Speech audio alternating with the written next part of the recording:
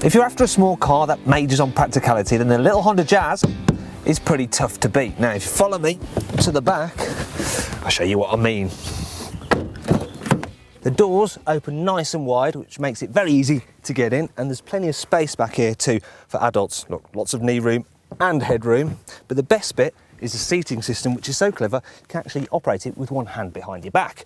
Pull a lever on the top to fold the seat back down, and you've got a nice, flat, practical load area. But on the Jazz, unlike with other cars, you can actually lift up the seat bases, which means you can use this area to carry tall objects such as a potted plant, or use the Jazz as a tunnel. So that's the back dealt with, but what about the rest of the car? The little Honda is pretty practical here in the front as well. For instance, I've got height adjustment on the driver's seat. There's plenty of cupboards, you know, where you can store your lunch. There also seems to be an endless array of cup holders dotted around the cabin, so no one needs to go thirsty. You can get the Jazz with two petrol engines, a 1.4 and 1.2 litre, which is what this car has. As with most Honda engines, this unit's pretty sweet, it revs really freely, and there's even a little shift indicator light there on the rev counter, which tells you when to change gear to maximise your efficiency. The gearbox itself, it's really nice to use too. It's got a very positive, kind of solid feel to it. In fact, all the controls on the Jazz are nice and light and easy to use.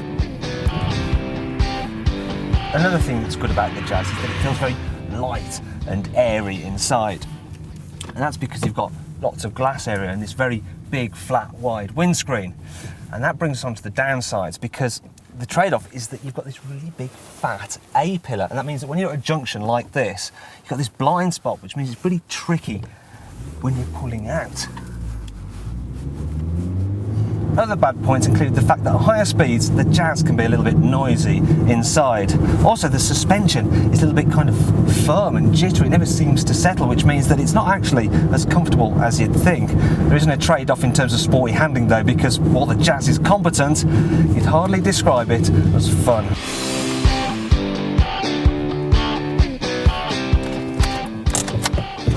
But you might be willing to overlook these shortcomings if you're after one of the most spacious, practical and versatile small cars on the market.